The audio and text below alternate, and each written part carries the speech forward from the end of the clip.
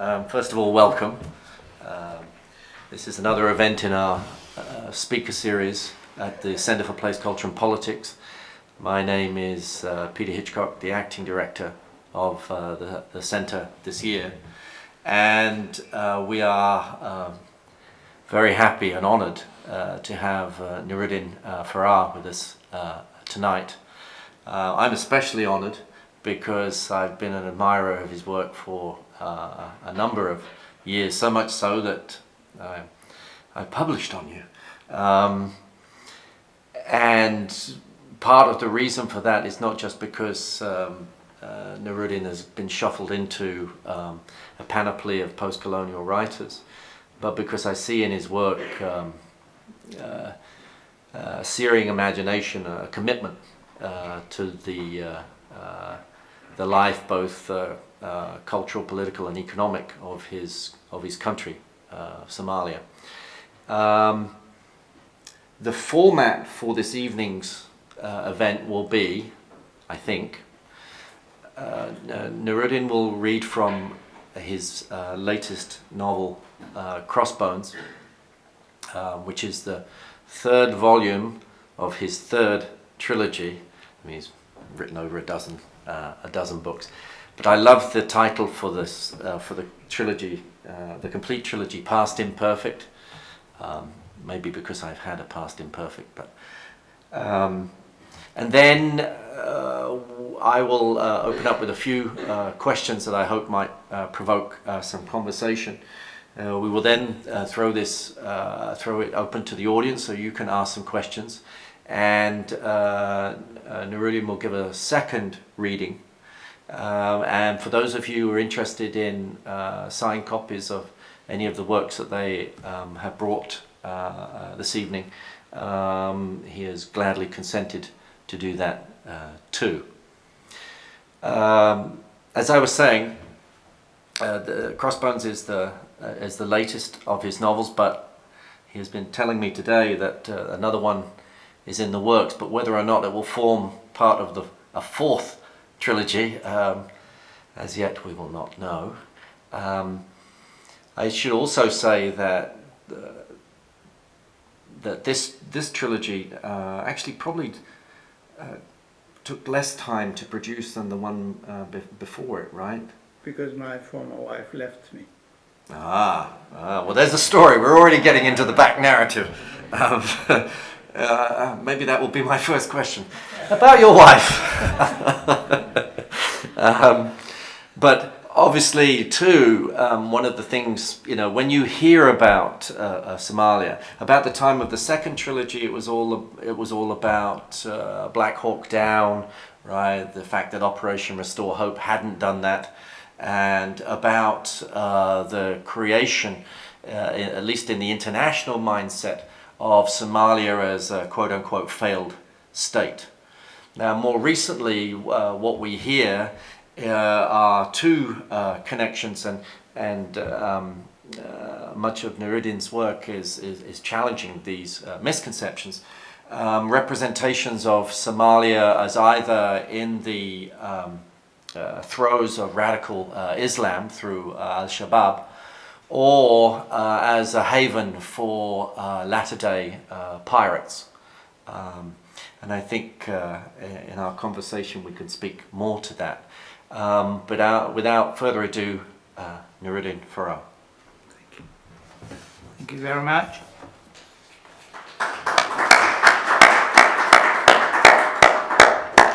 I was saying earlier that I've never spoken at CUNY. I've spoken everywhere else, so it's a great pleasure to be here and to read. I'm going to read I think it's chapter 7, but I'm not sure, because the chapters are not headed.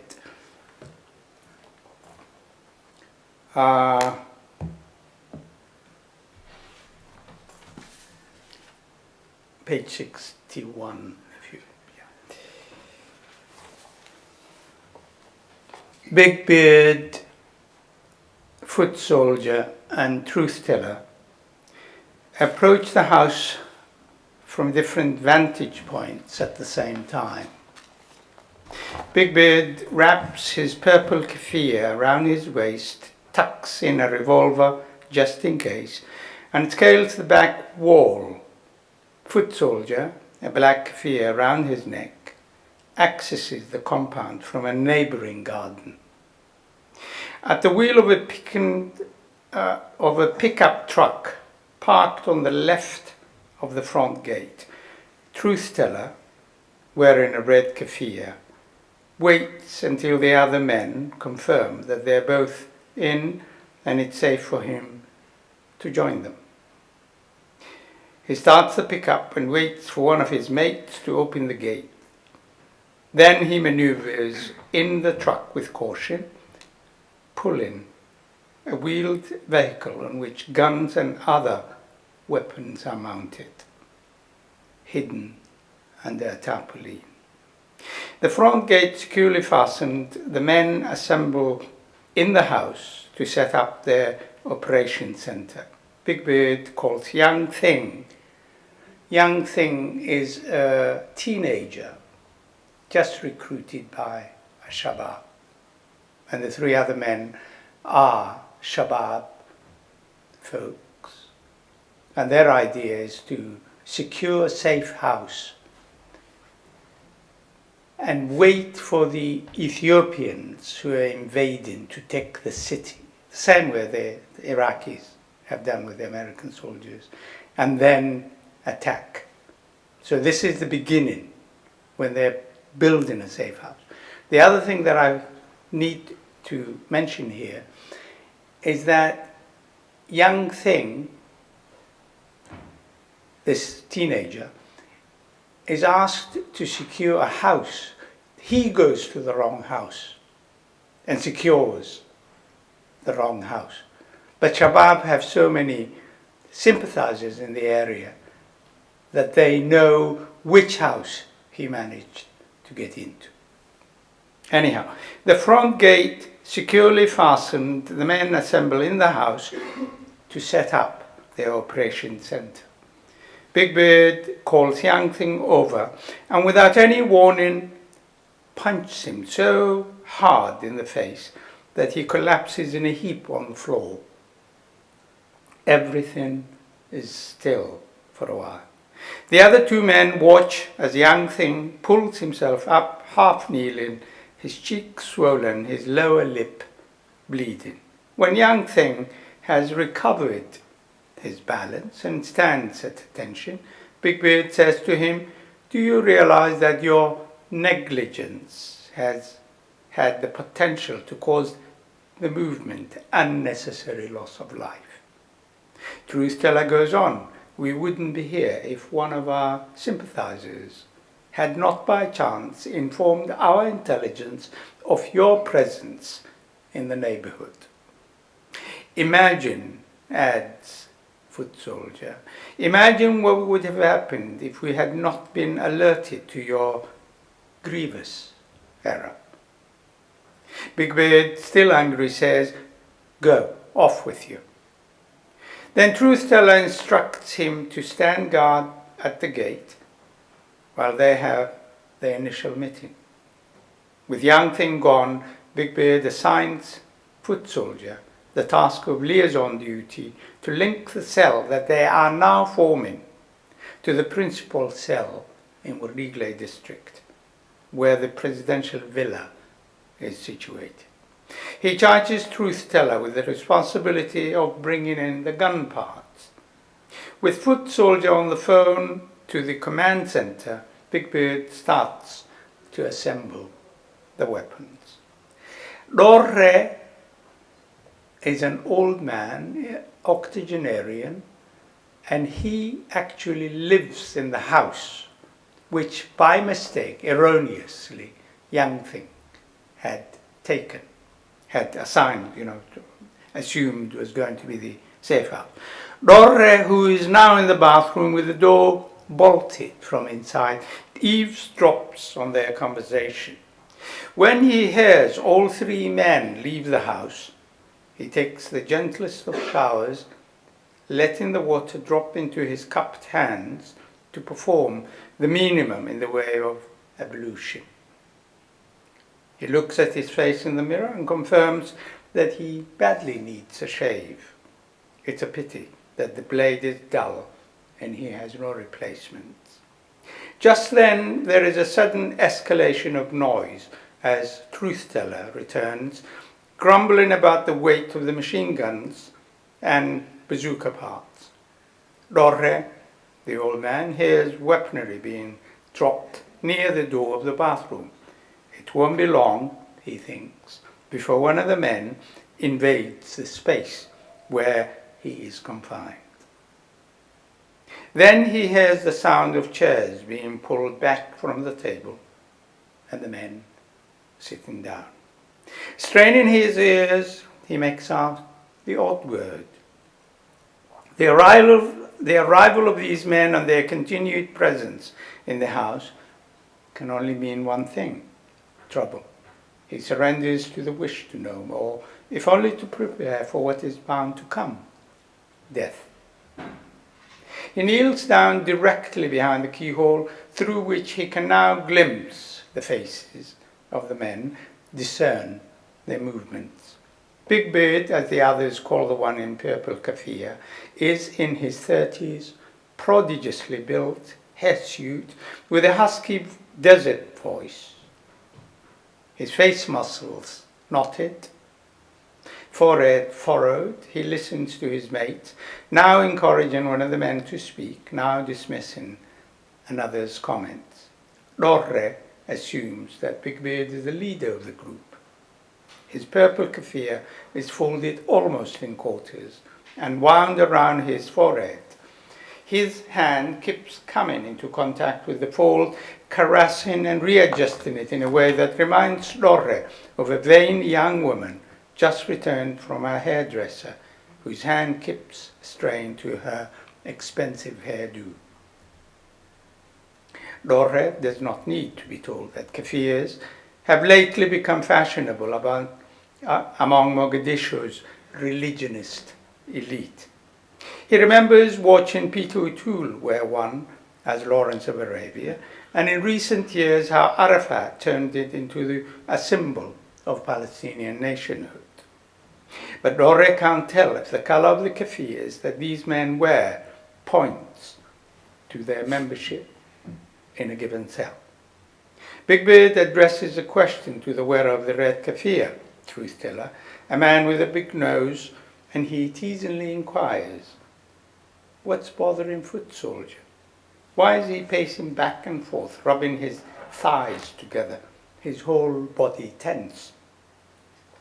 "Because he needs a bathroom." Big Bird asks, "Has Young Thing come back without our permission?" Foot Soldier assures that Young Thing is outside. Big Bird now looks troubled. Why won't the bathroom open if we are the only people in the house? Truth-Teller goes over to check if there is a key in the door on the outside. He pushes the door, kicks at it, then puts his shoulder to it and shoves. But the door does not give. He says to Big Bird, "It's locked from inside." Foot Soldier says, "Who is inside then?" Big Bird is growing impatient. He slaps Foot Soldier, shouting, "What kind of a man are you that you can't hold your pee?" He turns to Truth-Teller and orders him to call Young Thing in. Truth-Teller knocks into the furniture as he goes, kicking at chairs. From the door he shouts to Young Thing, "Is someone in the bathroom?" Dorre does not know what to do. He checks his face in the mirror, thinking even a dying man wants to look comparatively clean. He realizes with concern that it's the end of the boy too. One moment he has a good mind to open the door and be done with it. The next moment he feels inadequate to the task. He's dizzy, gulping air into his lungs, fearing that he will faint before he can open the door. Then he hears the boy say, "Old man, open the door."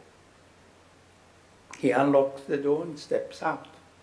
Foot soldier can't wait any longer and hurriedly pushes past him into the bathroom. Meanwhile, truth teller and young thing step out of Dorre's way and keep their distance. Big Beard asks Dorre to come closer to him. His eyes penetrate deep into Dorre's fear. Being a film buff, the old man thinks of Psycho, sensing that Big Beard has something of the actor about him. In a film, he thinks, he would be the one who pulls the trigger, a hard man with not one iota of kindness. Big Beard asks, "Why are you here?" "Because I live here," says the old man. Foot soldier comes out in time to hear this. The eyes of all three men converge on young thing. Truth teller asks the boy if this is true. Young thing says he is a hobo squatting here. Foot soldier, who's angry because he had to wait until he almost wet his ropes, smacks the old man in the face. "Tell us the truth." The sudden upswelling of pain overwhelms the old man. "I'm telling the truth," he says. Truth teller, for his part, hits young thing, the strike splitting the boy's lower lip. Is he a hobo squatting here, or does he live here? Big Beard tells Truth teller to stop pummeling the boy in front of a stranger. He adds, "Can't you see I'm talking to the old man?" The old man says, "I'm a guest, not a drifter." "So who lives here?" "My son," he replies, "whom I'm visiting." "And what's your son's name?" Dorre now realizes that he has inadvertently brought his son into focus. All that remains is for him to say his son's name. Dorre has two sons, and neither is in the good books of Shabab. One of them is based in Beitoa, and he is a minister in the transitional federal government, with which Shabab is at war. The other is an American citizen, lives in Virginia, and he says terrible things about Shabab too. Big Beard's expression is now fluid, like dirty water going down a gutter, habitually moving in a downward direction. Dorre is aware that Shabab would only be too pleased to give either of his sons, to grace either of his sons with immediate beheading, and that he is not likely to be spared either. Even though he is not sure that it will do the young thing any good, Dorre hopes that the statement that he'll make will have in it the vigor of setting a matter in dispute. He says, "Let me say for what it's worth, this young fellow meant no ill to you or to your cause. I have misled him." Dorre descends movement behind him, and from a corner of his eye he spots Truth teller with his weapon poised, but not yet ready to shoot. He pushes Dorre down with the butt of the firearm. Sitting on a chair, the old man feels the harsh, metallic coldness of the weapon against his nape. Foot soldier says to young thing, "You've proven delinquent in your behavior. By lying, you realize you've risked your life and those of the others." The young boy says, "I won't do it again." Big Beard orders young thing to get his gun from the carryall. Then he says to the boy, "Shoot the old man." Dorre says, the old man says, "Please." Young thing can't determine if the old man is pleading with him not to shoot, or if he's saying, go ahead and shoot. He looks towards Big Beard, who is busy fingering his long, bushy beard, twisting it with the concentration of a philosopher deep in thought. Roger thinks that in such a sense where violence gains the upper hand, one can bear testimony to the tragedy in all its registers. Foot soldier says to young thing, what are you waiting for? Time passes as slow as death.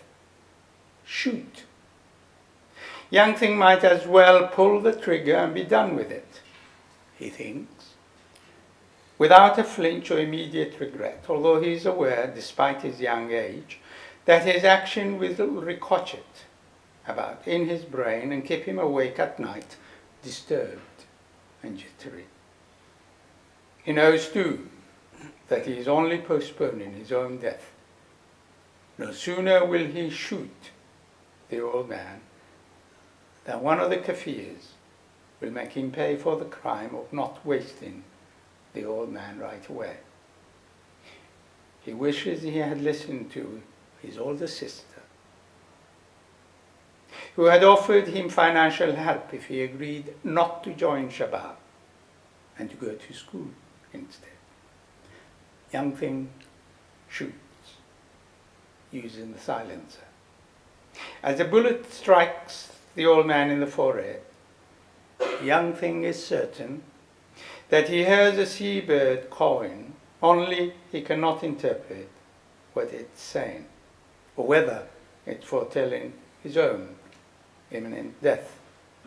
Rorre falls off his chair, dropping to the floor in an uncoordinated heap of self-reproach. He is sad that he had no time to alert his son, his daughter-in-law, and his grandchildren to the ambush that awaits them. His silence preserves the memory of his last words with him, as one treasures a memento mori. Thank you very much.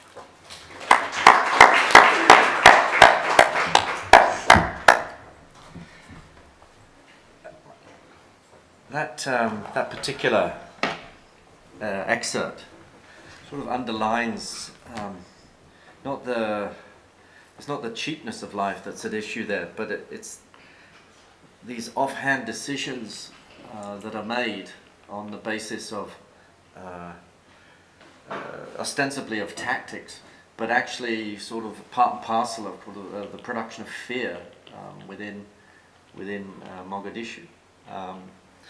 And there you have two generations, right? You have an old man and a young boy, with them in the middle, who are sacrificed as if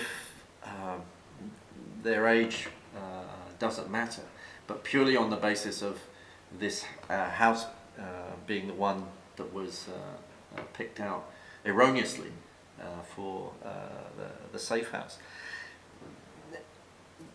Do you think that kind of encapsulates some of the dilemma in attempting to write out the sort of the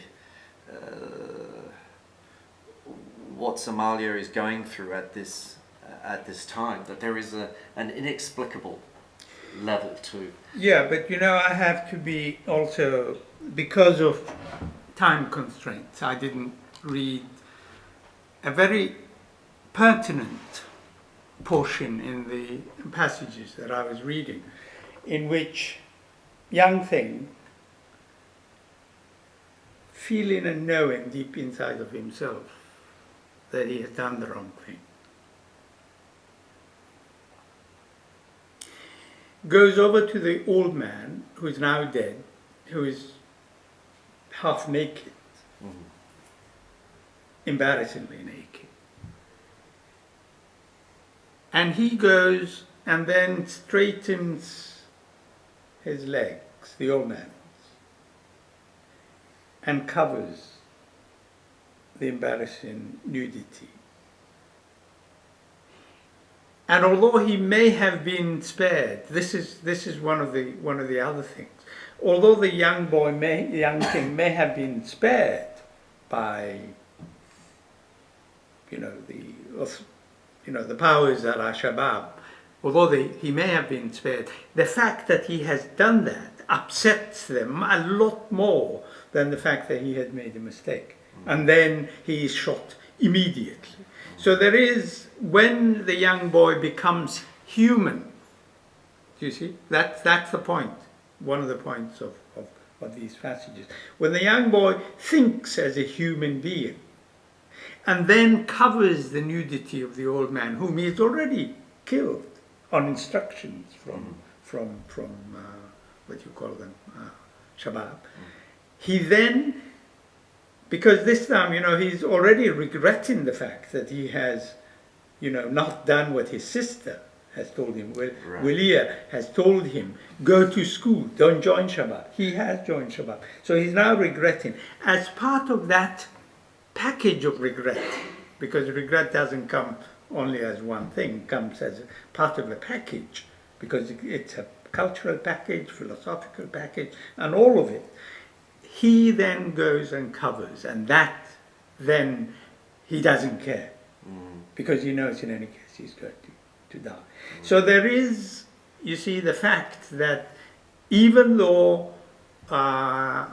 Somalis have been terrorized by these groups who are using their religionist claims and who are killing people, waiting for mosques, in the corner of mosques and killing them, there is still the point that the book is also making, in a sense, is that there is still some humanity left in people who rejecting that particular path towards,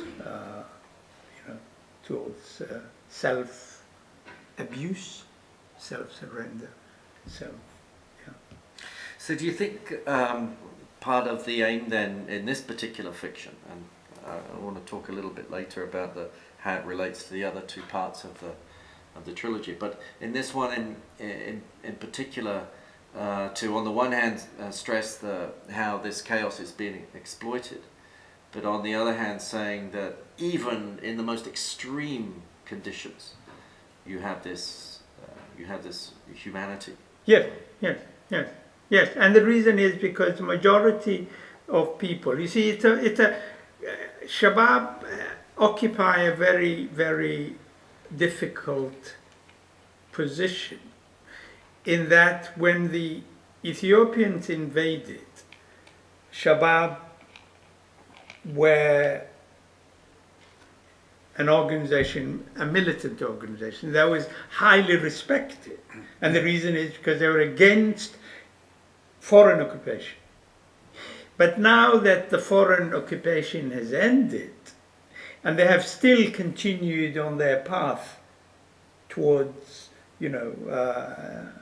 tyrannizing, killing, and using religion as the main thing. Most people in Somalia now, and I wouldn't be able to say 100% because there is never 100% anywhere, but I would say the majority of people have no respect and no way of wanting to have anything to do with that kind of mayhem creation. Does it also help to have African peacekeepers there? Well, it does in a sense, it does. I received today, and only today in fact, a map. I wish I had brought my computer. A map of the city of Mogadishu and how much the current transitional federal government control about 3/4, 4/5 of the city. And the reason is because, groups like Shabab or the Taliban don't really control cities, but they make sure that the country becomes ungovernable. And then there are many other groups of people, persons and communities and other nations that are also interested in the continued ungovernability of Somalia. continued ungovernability. One of the things that you've done pretty consistently in your novels, at least, is to kind of roll back these media misrepresentations of Somalia and, in fact, of East Africa as a whole. Now, as a fiction writer, you know, we were talking about this a little earlier today, right? Fiction writers are supposed to create fiction, so you know, you've got a fiction of Somalia fighting a fiction of Somalia that's being produced by transnational media. I was going to quote from a collection that you edited yesterday, Tomorrow. Years ago, whenever I was asked what country I came from and I responded, Somalia, most of my interlocutors would then rejoin rather dryly, "Oh, Siad Barre," a linkage which irritated me no end. I used to harangue anyone who made the metonymy, anyone who mistook the part for the whole. Nowadays, with pity on their faces, my interlocutors first recite a string of warlords' names, then talk about the Somali refugee communities in their respective countries. So that is how Somalia is seen. Refugees on the run, starving babies with drones of flies gathered around their eyes, and gun-toting gangsters on technico battle wagons creating havoc. Somalia has become synonymous with strife. So I guess my question would be is, can fiction interrupt that stream of misrepresentations that circulate, and how does that happen? Well, it cannot interrupt, nor can it stop the mayhem to continue. But it can offer a way of understanding, comprehending, labeling the mayhem, analyzing the mayhem, and saying, this is what happened. And now, because there is very little written about Somalia by Somalis, and there is very little understanding or very little appreciable writing by foreigners about Somalia. I was saying to you earlier in the seminar today that there are 2 foreigners in the entire universe who speak Somali. 2. And therefore, almost everybody else has to rely on someone telling them. And you know, the Chinese whispers kind of thing, you know, whatever you hear from someone else can never be true, can never be understood. So Somalia cannot be interpreted correctly by people. Now, the question is, does NuruddinFarah have, you know, access to better intelligence about Somalia? I do not know. What I'm trying to do is to provide an alternative to whatever is available. I used to write books on trilogies on, on the dictatorship, so that I would provide an alternative to the propaganda put out by the government of Siad Barre. Now I am putting out books after books and articles and many other things, so that somebody will have an alternative. And it's always good to provide an alternative. And then if you wish, take it. If you don't, God bless you. You may go ahead and live in your, in the world of your ignorance, in the world of your indifference, or whatever it is.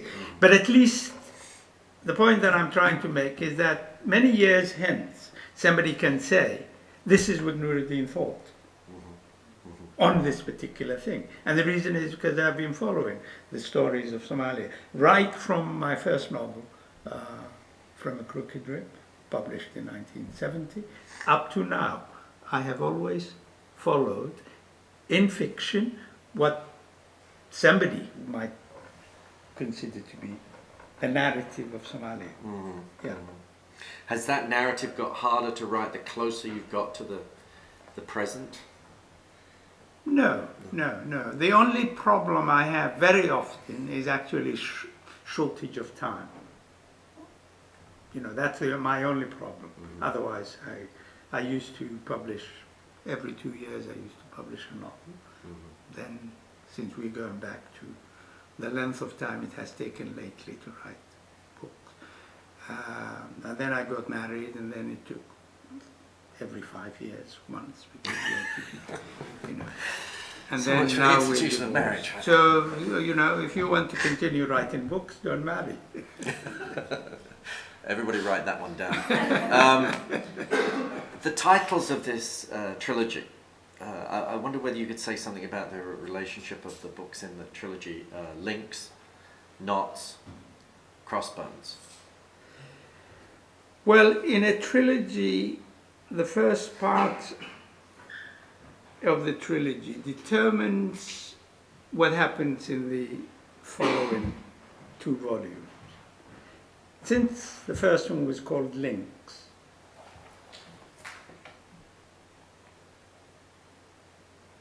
it had to have some link mentally, notionally, with either chains or knots. Mm-hmm. And then once you have links and knots, because knots is the middle part of the trilogy, you could only have crosses. And you know, with that, the children's game I was telling you earlier, mm-hmm. you know, knots and... See, I was thinking of links as primarily, not primarily, but partly a narrative about the relationship of Somalis to Somalis in the diaspora, and that you... well, that's an interpreter. Well, that's an I mean, interpretation. that's fine. You know, you're the one who bought the book. You have that. So much for that theory. But Crossbones, so Crosses was out. Crosses was out, and the reason is because the pirates came, and you know, Crossbones is the you know, the skulls and bones. Now, there's quite a lot of discussion in Crossbones about the status of the pirates. You know, whether they should be viewed as pirates or privateers. The relationship of what they're doing. You give that example of the Dutch pirates, right? And so there's, I mean, that's an example perhaps of well, you have what to you might call justifiable piracy. Those who haven't read the book, we have to tell them what the Dutch did, because the Dutch protected their country from being invaded by other people. And then they were considered, although they were pirates, and they were capturing other people's vessels and owning them, they were considered to be nationalists, and they were respected, very highly respected in the Netherlands. Now, the question that one has to ask oneself is, initially, did the pirates in Somalia have a good enough reason to fight against those who were invading the Somali waters and taking away the fish stocks and destroying the environment around Somali seas? Now, if you calculate the destruction caused by foreign invaders with their fishing illegally in the area of Somalia, the damage goes into billions and billions and billions of dollars. The damage that the pirates have caused the entire world is in the region of $100 million, according to the media, the press. When I went to Somalia and did the research, the money that has gone to Somalia is no more than $10 million from the day the pirates started up to today. And the money has not reached Somalis. It has stayed somewhere. So if you're looking for the money, go to London, go to Abu Dhabi, but not Somalia. Because I was there and I saw the places that I described as being flush with funds. And I say to you today, in front of you, go to Somalia and you will find poverty, the worst poverty in the coastal areas of Somalia. Not wealth, according to the New York Times, according to the London times, according to the BBC, Somalia is flush with funds from piracy. That is not true. Another couple of points that you made earlier, one was that the international Navy flotillas that are off the coast of Somalia are primarily protecting the foreign fishing shipping vessels illegally ships. fishing in the country, in Somalia.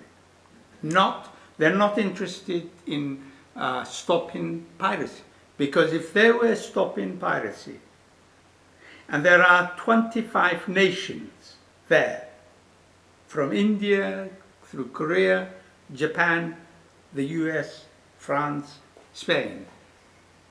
Now, you ask yourself the question, what kind of vessels do the young 20-year-old Somalis have when they go into the sea?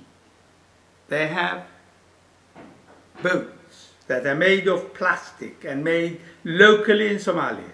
The skiffs? Skiffs. And then they are 12 feet by 4 feet, by 3 feet, by 4 feet. They're made in Somalia, and technologically Somalia is the least developed country on earth.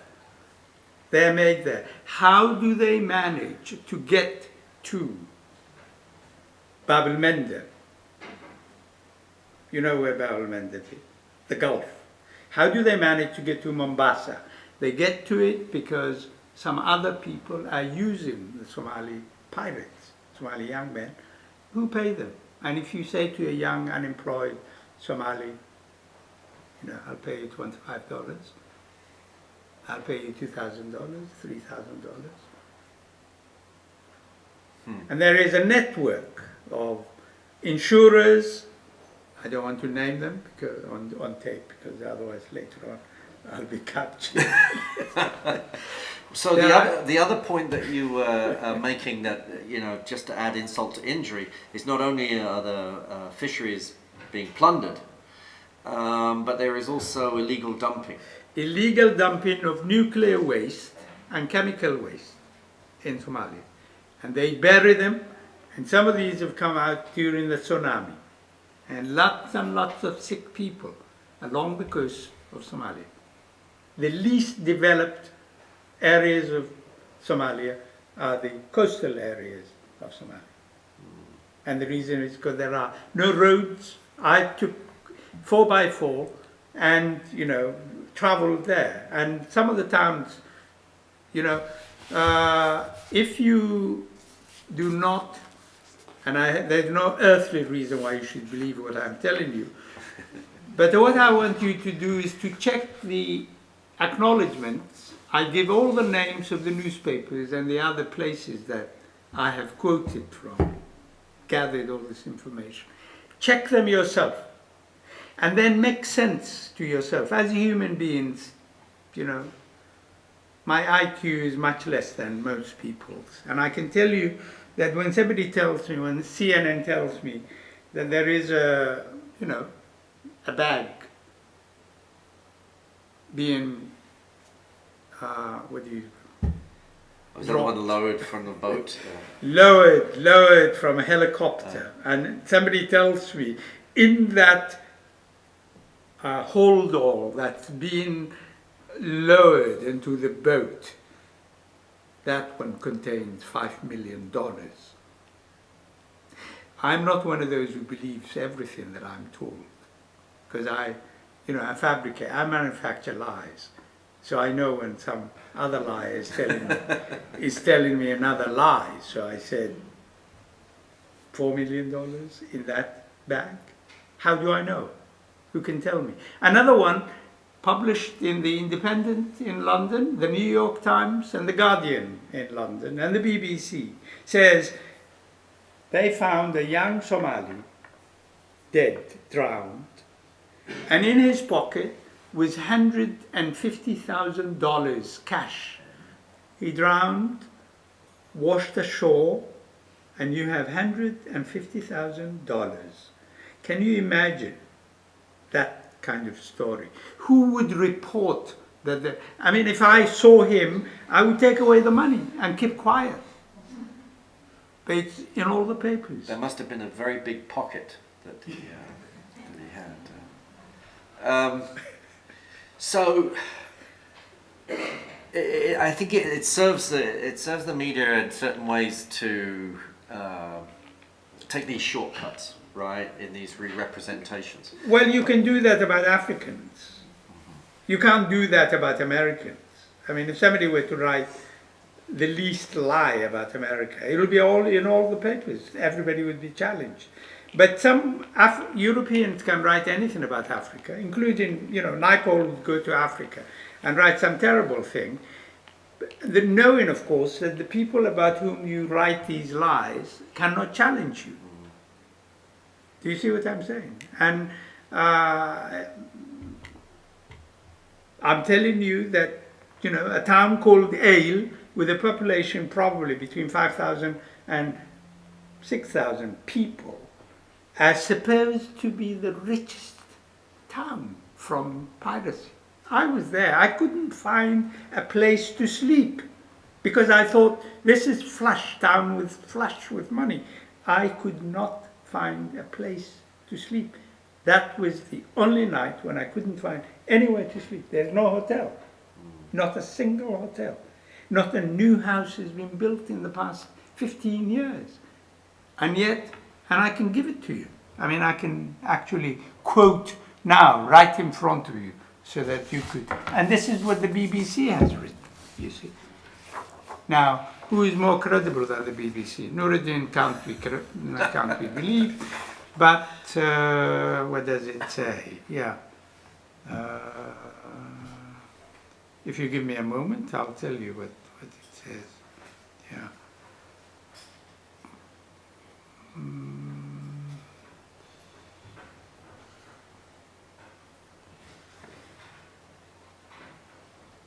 Well, the Law of the Nations, this is London. Yeah. The Guardian published on May 11, 2009. This is London, the capital of Somali pirates' secret intelligence operation. Another one, the BBC, January 12, 2009. Pirate washes ashore with cash. I went to the BBC. I said to some of the people who reported, were you there? No. How did you know? Somebody said. Who? I don't know. Somebody. Who? I said, who? Tell me who. I can go back. No. I wanted to ask you a little bit about language. You have 5 of them, but you write in English. You probably had this question many times before, but writing in English, you must assume probably a different audience than if you were writing in an African language, no? No. Because we were talking earlier about literacy rates in Somalia, and the sort of the profession of writing itself, and then this second layer about the decisions that are made beyond the professionalization of writing. Before I answer that question, may I ask you a question? Indeed. Do you think anyone has ever gone to ask Samuel Beckett, why do you write in French? I think. And what was the answer? Je ne sais pas. And how many people asked? You see, there are certain questions that are reserved for non-Europeans. Europeans can make the choice. Graham Greene can live anywhere else he wants.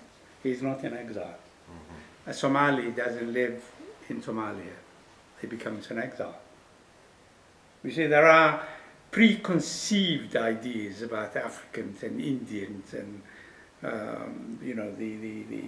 the downgraded and the downgradable lots. Let me explain, answering your question. When I started writing, in 1965, Somali had no script. You could not write in Somali. And you were the first person to actually begin a novel in Somali. Yeah. Now, ask yourself the question. Somebody wants to write. Does he or she hold their pen in mid-air, waiting for somebody to decree the writing of a language? Or will he or she just write whatever he or she wishes in the way that you put the message in the bottle if you are drowning, in hope that somebody will find it? I'm one of those, who puts the message in the bottle and says, I have a difficulty here. I want to write, my language is not written. I'm going to use it. And then when Somali became a language with a written script, I wrote a novel in Somali, got into trouble. And then I came out of Somali, and then it still was in trouble, sentenced to death. And then I continued, and I said, it doesn't really matter. Language does not matter to me. And the reason why language does not matter is because the bottle, the message in the bottle, the message matters. What I wrote in this novel, if I had written it in Somali, I feel absolutely certain it would have been translated into other languages as well. And English is my fourth language, so you could ask me, why have I chosen to write in my fourth language when I did not write in the other three languages? Italian, Arabic. It strikes me that in the second trilogy, right, particularly Gifts, if I remember correctly, Gifts was the first of your novels that was printed and published in Africa, right? Wasn't it Harare? It was published in Harare, and not only that, but it did not come out in English until after 2 years of publication. It was published in Finnish, it was published in Swedish, and then it was published in Harare, and people were looking for them but couldn't find them, and people complained, and I said to them, well, go to Harare.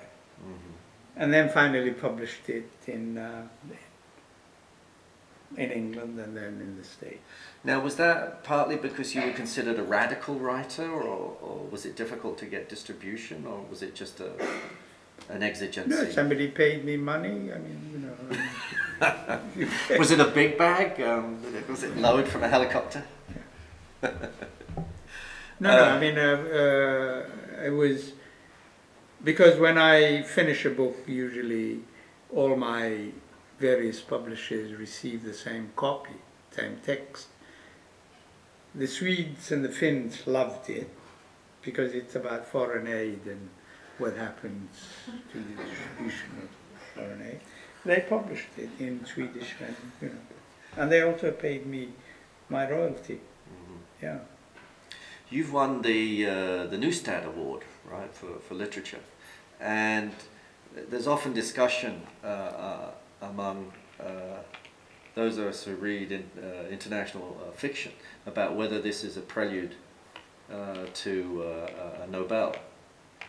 Have you ever heard your name discussed in that way? I mean, have the Swedish so liked what you've said about... Well, that prizes and writers, it's my job is to write. And that's what I will continue doing. It doesn't really matter what prizes I mentioned in connection with anyone or what prizes anyone wins. It doesn't matter. And one last thing before we throw it open to the audience, but you've also written under threats, right? I was reminded recently with Rushdie again in India that threats of violence against writers are not uncommon, but I get this sense that it wouldn't matter, right, if you received a death threat every day, you would continue to do what you do. Yeah, well, I mean, I'll give you the exact answer I gave earlier in in the seminar. That is, you know, I'm now 66 years of age. The people, many boys and girls born the same day as I was, in the same year, are dead. Many of them didn't even reach the age of 5. They died. Malnutrition, malaria, small little fever, they all, you know, collapsed. So I'm the only one who's flying that flag of that year, of that era, that time. And I usually say there must be a purpose for me to be spared.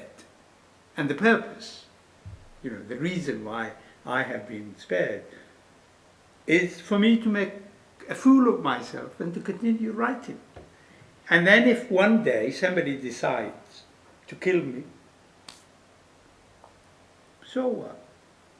And the reason is because I've done my job. As I'm saying to you, many of them didn't even reach the age of 5. I have reached 66.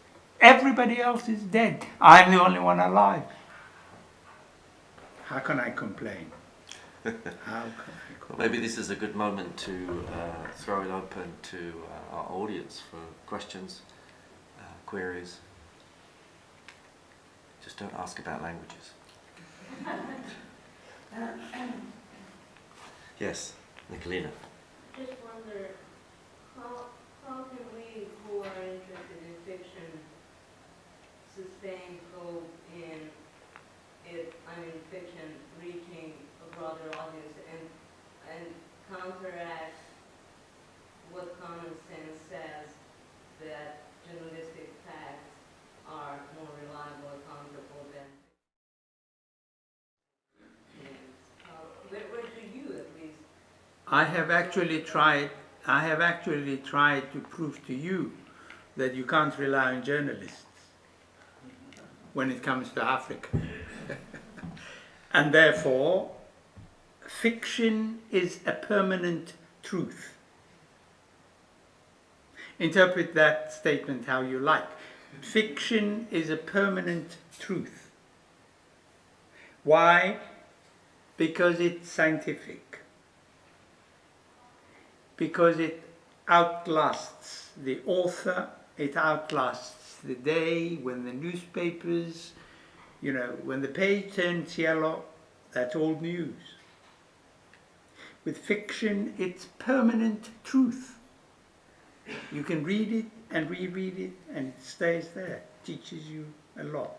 So forget about the newspapers, you don't need to buy the New York Times or any of the other papers anymore. Just read fiction and you'll have a happier life.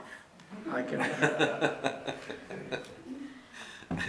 Just actually, you know, just to follow on from that, you mentioned the New York Times. In their review of this book, they said there were elements of the book that were quote unquote didactic. But I would assume that they're the moments where you actually challenge the journalistic version of. Yeah, I don't read reviews of my books, so I haven't seen that. But if they did it, then I would normally say, well, that's the opinion of somebody. Mm-hmm. He got paid to say that. Okay. Other questions? Yes.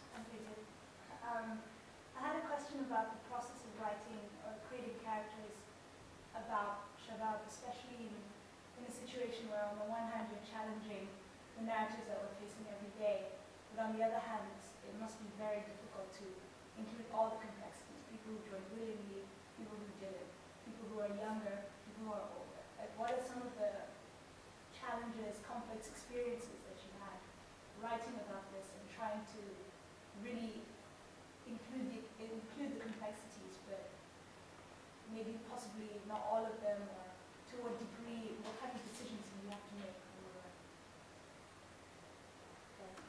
Well, there are many, many decisions that you make on a daily basis, but which you actually do not process these decisions. The simplest thing to do is for me to get up and walk. And when I'm walking, one foot follows the other. If one foot doesn't follow the other, I trip. It's the same with processes of thinking, processes of narrative construction. Once you've decided that is what you're going to write about, the solutions are within. You can find the answers to your questions within the text that you have created. I started a new novel about 6 weeks ago. I do not know the characters. And in the same way as you get to know the characters, you have to make an effort. You have to make an investment in the character. You have to provide time, and thinking. Time also is very, very essential. You don't expect, for you to become a friend of someone like that. You have to put in time. You have to find out what they like, what they don't like, and all this. The same with characters. The characters don't, in my head, they don't actually just come fully blown characters, full-fledged. They don't. I get to know them. Now, there are two types of authors. There are authors who don't write much, but once they write absolutely, the way through. I'm the opposite. I get to know the characters. It's like, even, let's say, marriage. In marriage, there are arranged marriages and there are love marriages. These are words that are used in India. Love marriages and arranged marriage. Now, with arranged marriages, you don't know your bride. What do? You get to know them later. This is also one of the fascinating things in arranged marriage, because a novel like Midnight's Children by Salman Rushdie would not exist if there were no arranged marriages. Because the woman whom this man is going to get married, he can't see, he doesn't know what she looks like. You see? So every type of relationship produces a narrative wealthy in its construction, in its possibilities, and so on and so forth. And so I hope that answers the question. Mina. I was very struck because you were talking to but you sort of towards the beginning of the conversation, you spoke about what's happening in Somalia, but also the news reports, and you said, I'm writing, and this will be an alternative. And that also links up with what you used the word alternative in some regard. It links up with what you were saying about fiction as a permanent truth. And as you were saying that, I thought it's almost as if the novels that you write occupy public space. And I think in the mind of a writer, they do. The piece of writing exists in the world. And by dint of writing, one's also making a world. I mean, that's what I sort of felt as you were talking. So it's really just a comment. I was very struck by that. Thank you very much. That's an apt comment. There was a question behind. I'm only halfway through my reading of Crossbones. But I had the impression that the character you described as Big Beard was not only a member of this Shabab group, but also a member of the court's elite. Am I wrong about that? You're right.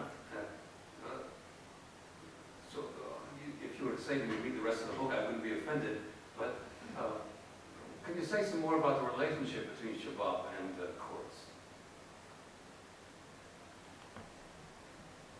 Well, there was, first of all, no longer the courts don't exist. They don't exist anymore. Shabab initially was the armed wing of the courts. And then there was a split. There was a split first within the courts. Those who stayed on in Somalia after the invasion of Ethiopia remained with Shabab or made further splits and started on their own factions, like Sheikh Awais. You see, there were two people who were, one was the executive director of the courts, and the other one was the ideologue of the courts. The ideologue of the courts is called Sheikh Awais. He has stayed on in Somalia. No, he first went to Eritrea. They all went out of the country and then they came back. So there is no, there was a split. And I'm just thinking of the Italian proverb where you actually say,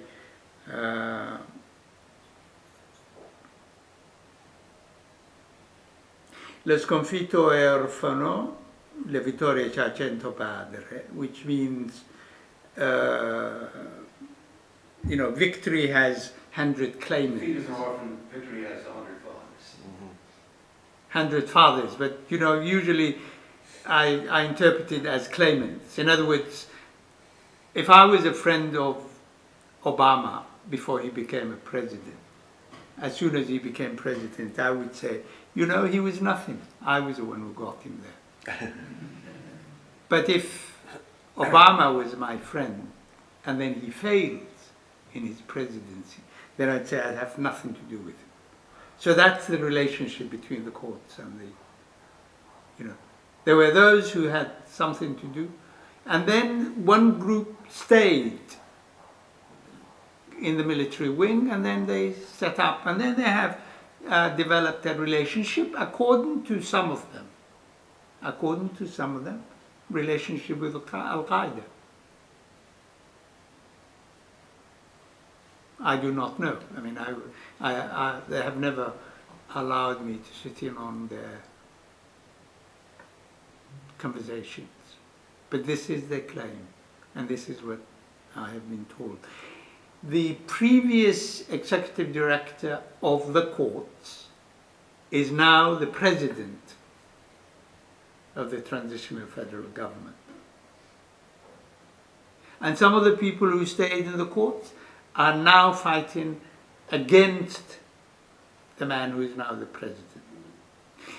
Continue remembering the Italian proverb and you will, you know, defeat produces split.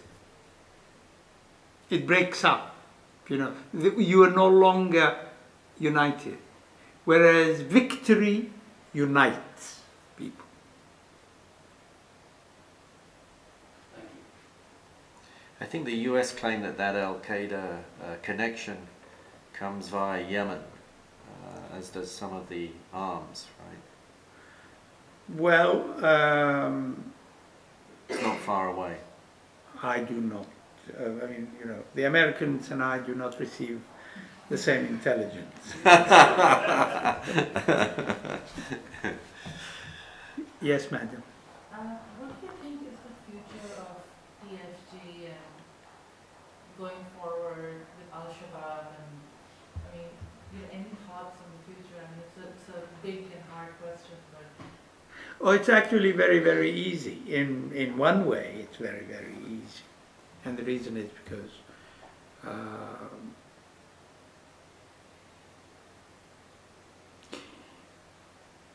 I think it will all depend on for how long more we're going to glorify the gun. Because the gun is glorified in a war situation where you have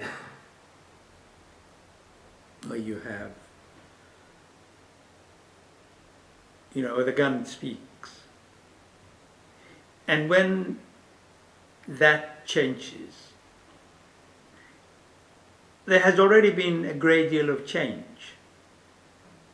And let me tell you that almost a third of the current transitional federal government, the people who work in Somalia, almost a third are with dual nationality, many of them American.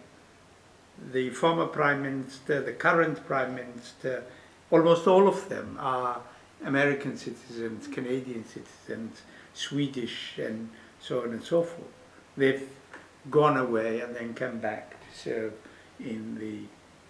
So a lot has changed. And I was saying to Peter earlier that a lot has changed in Somalia because, you know, there was never a time when you would have a week or a few days when there wasn't an item of the news about Somalia.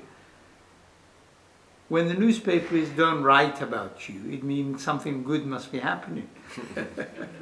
And especially American and European newspapers. And the reason is because in any case, you know, they don't have, they have hardly any understanding of what's happening. Yeah. Yes. There are a lot of writers that I've met, I don't know who are Somali and foreign, who do try to write positive stories or stories about the other sides of the culture, but the editors block it, or they shove in a paragraph about how it's related to the war, and they say that the public doesn't want to read it. So do you have advice for Somali and foreign writers who do have those kind of good stories about the other sides of Somalia, how they can market those better, how they can reach the global audience, how they can convince the editors to let them run that story on the front page ahead of the war story? It's a very difficult advice to give, in the sense that every situation would obviously require a different approach. I've obviously, I can tell you what my own experience, quite fascinating, because normally I used to publish my books first in England and then in America. Nowadays I publish them first in America and then later in England. And I'm often caught between my American editor and my British editor. And I'm the one who decides which one is the one with whom I want to work with. And the reason is maybe because I'm an old man who has survived all kinds of other turmoils. But the editions of books, although they are in English, would be different. The American edition would be different from the British edition. And that is one way of discovering. Lynx had a South African edition, and that is different from the American edition, which will again be different from the British edition. And the reason is, if I'm given the opportunity to rewrite, I always rewrite. So editors would obviously ask, an editor is like, you know, your lecturer, one of those lecturers. We're not talking about the people present in the hall, but lecturers who blue pencil or red or whatever on your own text, because every lecturer, every editor wants to find evidence of their presence in the text. If you allow them to get away with a couple of things, you know, what do you do with a dog that's very restless? You give it a bone. You do the same thing with editors. And lecturers too. Yes. Just sort of jumping off of this, I have a question about how, when one rewrites the same thing, and I've had some experience of this just with poems in different places, where for you the novel live? In that permanent truth, So the variations are all part of that theory. of that truth, yes. You're getting closer and closer to the truth.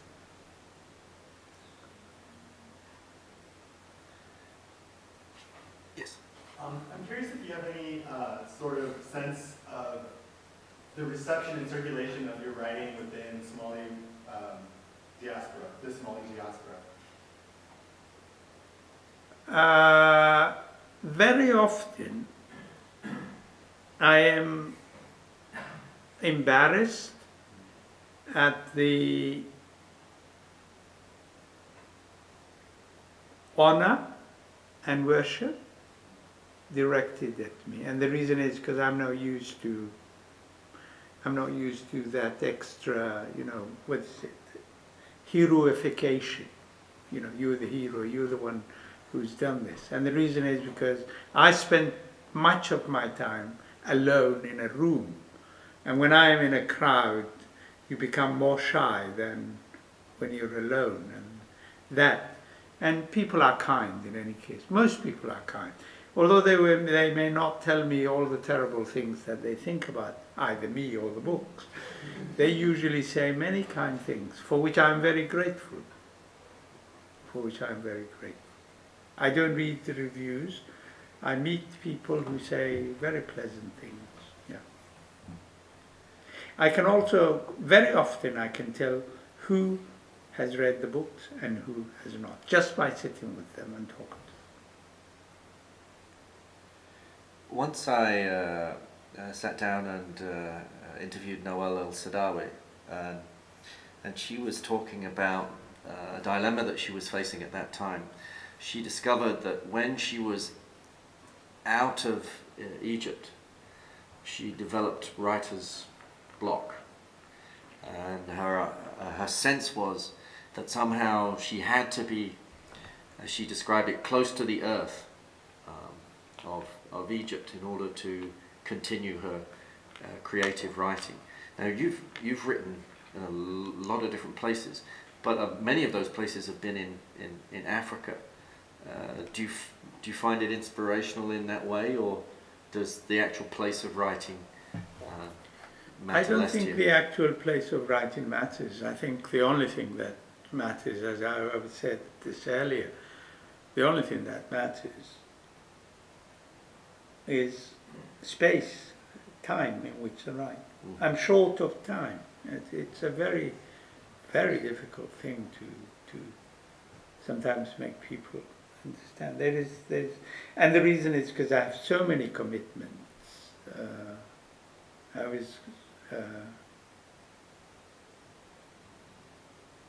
My problem, and it is not really a problem as such, is that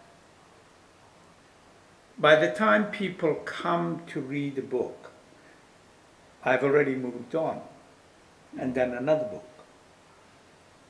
And by the time they come to read a book that I have written yesterday, tomorrow, about refugees, and they're interested in refugees, I'm no longer interested in refugees.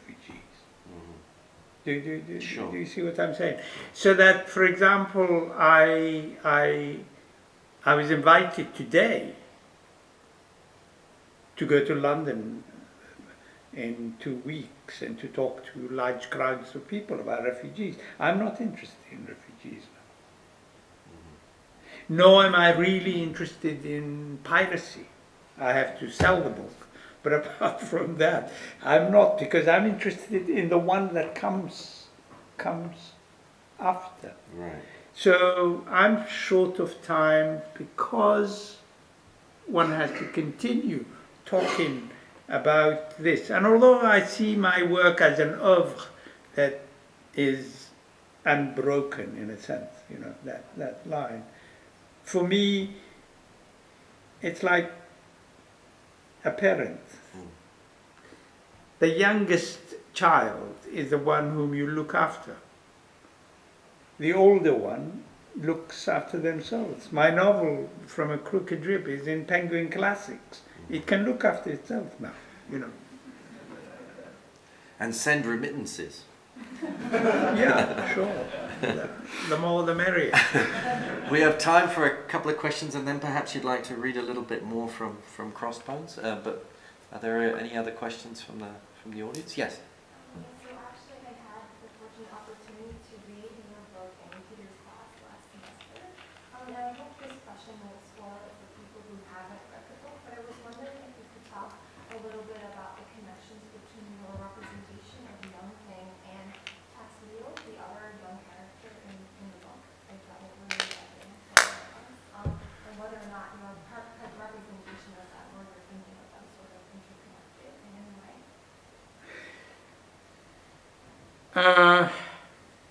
I'll give you, it's a very difficult proverb to translate, and therefore I'll try it, unless the young, do you speak Somali?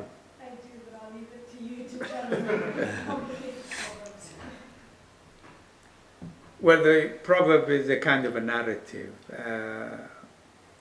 You know, there are the types of baboons and monkeys that have a red bum. What are they called? The red-bummed monkey. You can take that out of the tape. Because a man saw one of those monkeys and said, there are two types of people. One that has plenty of meat on his bum, and another that hasn't seen meat for a very, very long time. Do you follow the logic of it? And that is, you know, he saw the monkeys carrying so much meat on his bum. The comparison that I'm giving you is young thing is a young thing born in civil war Somalia, raised in Somalia, has never been to school, has no future, no possibility of future. Tahleel, the X is not the ha. Tahleel is a young Somali, born in Somalia, came to the States as a refugee, and then returns to Somalia and joins Shabab. So the big difference is one had a future and he threw it, gave it away. The other one had no future in any case, and he had nothing to give away, nothing to throw away. So there is a very, very big difference. You can understand why the frustration, because this is a guy, Tahleel, who at the age of 17, just about to finish high school, goes to Somalia to volunteer as a Shabab recruit. So there is a big difference. They're both recruits, draftees, but one could make the choice and say, I don't want to do this. At least let me finish my high school. I go to university and so on and so forth. So that's a very big difference, very big difference. And choice is is where it matters. Choice is where it matters. You know, in the second trilogy, you often focus on young people, foundlings or orphans. And as you were talking about young thing, I was thinking of Magakloe, the nameless one, Yeah. Who's only in the story long enough to be a catalyst, you know, to begin, because the story after Magakloe's death is very different from what preceded it. I wondered whether young thing was working in the same way in Well, they're Crossbones. all catalysts. They're there for a purpose. As I said to you, I was explaining earlier that my life was spared for a purpose. You know, you are here for a purpose, and therefore you must do something with the time that you have, the intelligence with which you have been provided. Everybody is somewhere for a purpose. And that purpose, some of them are lost, you see. Some of these people When I talk to Somalis, I usually say to them, you are here for a purpose. Now, what is your purpose? Why are you here? Why? And you have to ask yourself the question, and then it's easier. It's easier to work hard when you know that you are there for a purpose. You know, I didn't have as much an opportunity to be as educated as some of the people sitting in this hall. And yet, you know, it's the purpose that made me work very, very, very hard. Perhaps if you like, we could close with a purpose. With a purpose, with a reading purpose from Crossbones.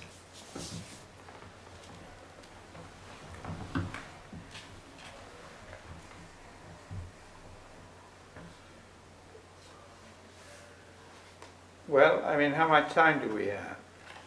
Depends, doesn't it? I've been to conferences where they've read Ulysses from cover to cover. Yes, well, I would not. We'll do the whole trilogy. I would not Breakfast want will to be do served. that. I'll just do a few bits when Tahlil arrives in Djibouti, and it's towards the end of the book.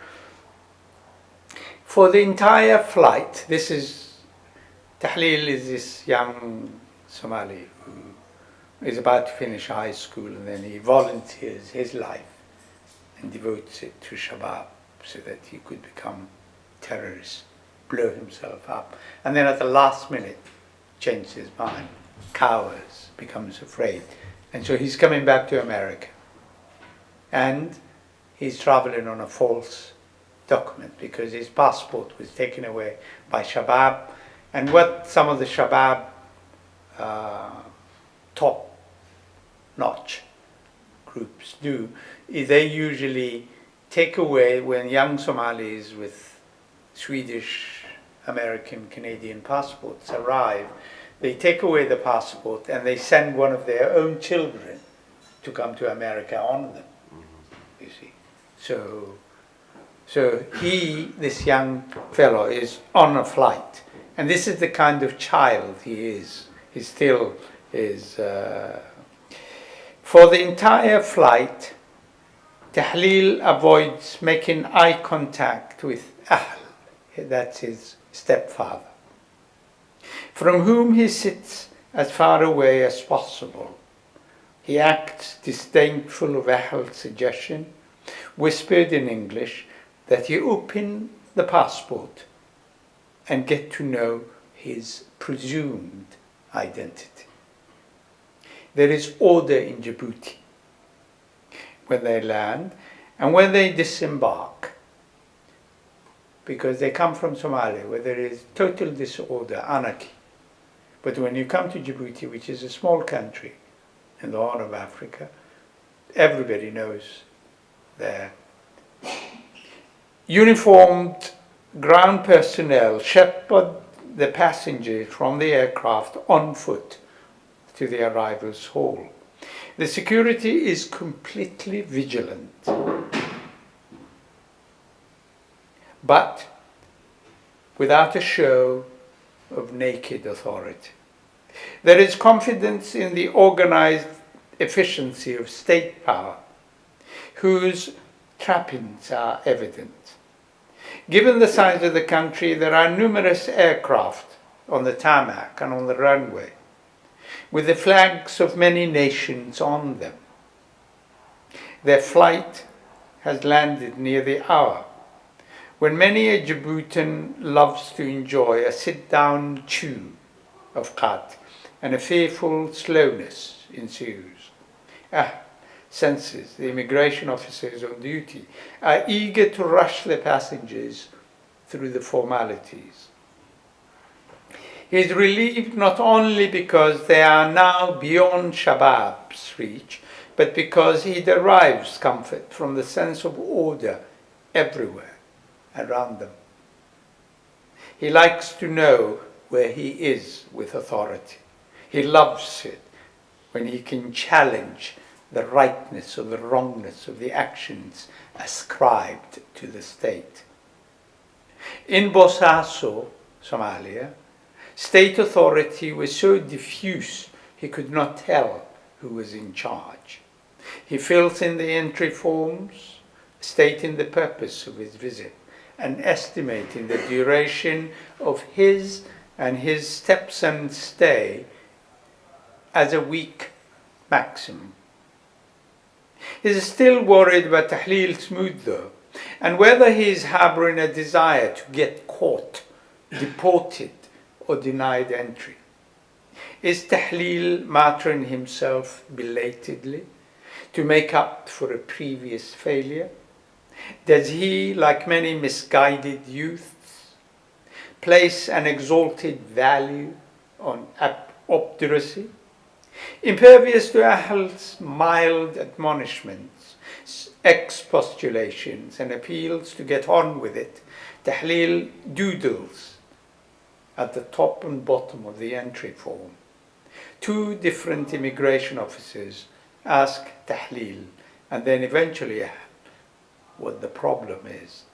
And Ahl says to both the difficulties with teenagers.